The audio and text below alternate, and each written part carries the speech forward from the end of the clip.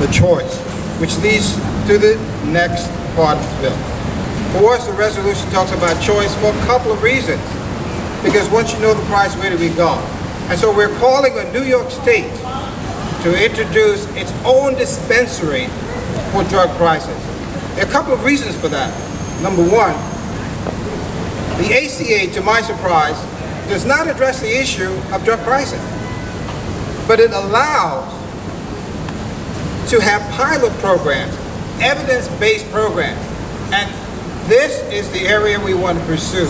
We want to introduce this in an incremental fashion, in a way that we can have a proof of concept and come away with empirical data to support a larger rollout in all industries.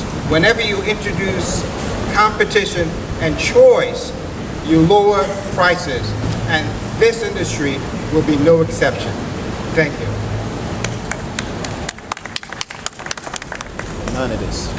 The bill that you have before you that Derrickson has described is a critical bill because it affects everyday people's lives. And many times what happens in Albany is not thought of as mattering. But when you pay the kind of money you do to buy, to get the prescriptions that you need to survive and to thrive, it becomes a tremendous financial impact on people's lives.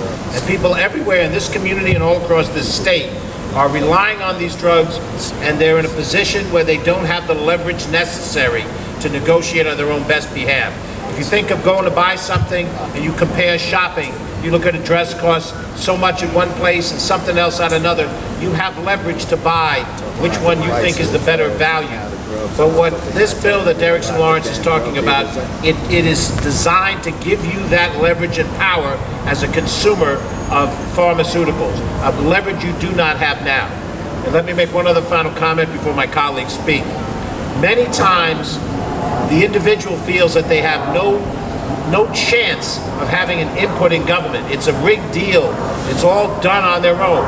This bill came to us as state legislators because of the energy of an individual in Derrickson Lawrence, which shows that a person with a good idea can be heard, and that idea can get attention and traction.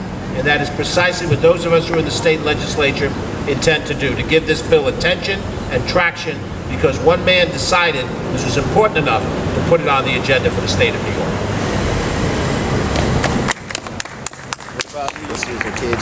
Thank you and good morning, everyone. Police brutality. I'd like to thank Mr. Lawrence for inviting us here today. And what he mentioned today amongst the bill, which is a really excellent bill, I'm happy to be co-sponsoring the bill. He talked about choice.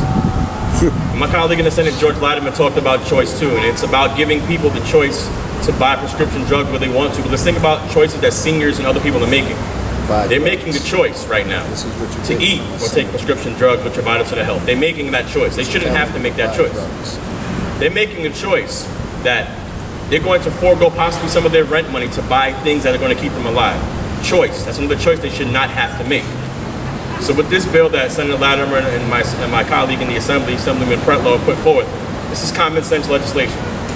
We need to ensure that people have an opportunity to have a choice to go where they want to go. I'll share one story with you. A friend of mine, an able-bodied gentleman, was approximately 30 years old, shared on Facebook that he went to a large chain retailer and they charged him $255 for the same drug that they were charging $25 elsewhere. That makes no sense. That's problematic. And this bill will help remedy some of those solutions. So I'm happy that Mr. Lawrence has put this in the forefront. I'm happy that Senator Latimer is carrying this. I'm happy to be co-sponsoring this. Thank you all. None of this is true.